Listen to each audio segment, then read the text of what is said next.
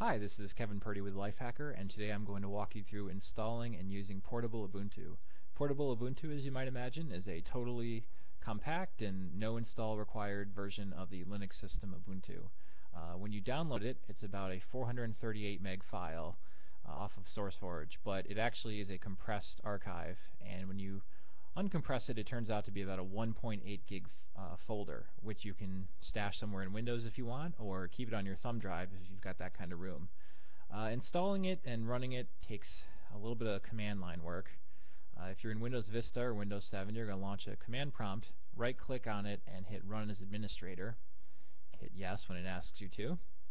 And normally you have to head to where you have it stashed on your system. In my case, that's on the desktop, and you would type in run portable underscore Ubuntu, and that would take a little bit of time. When it first launches, it takes about, say, I don't know, about a minute of kind of grinding and configuring. I'm going to save you that trouble. I already have it launched, and it looks like a little dock basically, and it's contained in a Windows shell. You can, if you're using dual monitors, it's great because you can just put it over on the other monitor, not worry about it. But you can drag it anywhere. You could keep it on top of your main menu if you want, and it docks to screen edges. It has a kind of stripped down version of the normal Ubuntu software offerings, as you can see.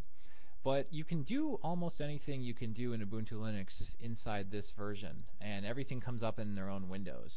If you wanted to add your own applications, other things from the Ubuntu repositories that you really liked, you could, either from the command line, which works just fine, or from the Add Remove Applications menu, and it just uses the same Ubuntu repositories, grabs them off there, and installs them.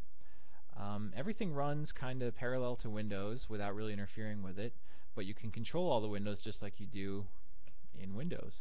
Sorry for the repetition.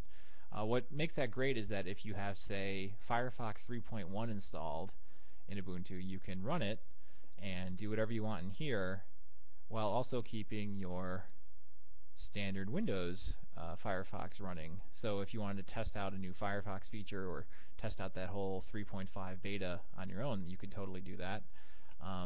I installed VLC Media Player earlier, and as you can see, it shows up.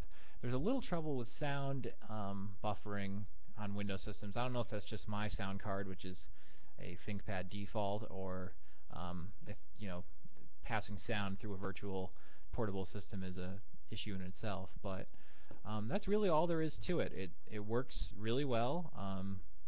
Not as fast as, say, running Ubuntu off a live thumb drive necessarily, but it runs pretty well. It's very manageable, as you can see. Everything looks like a Windows window, and you can manage it from the taskbar. And that's about it. So thanks very much for watching, and enjoy.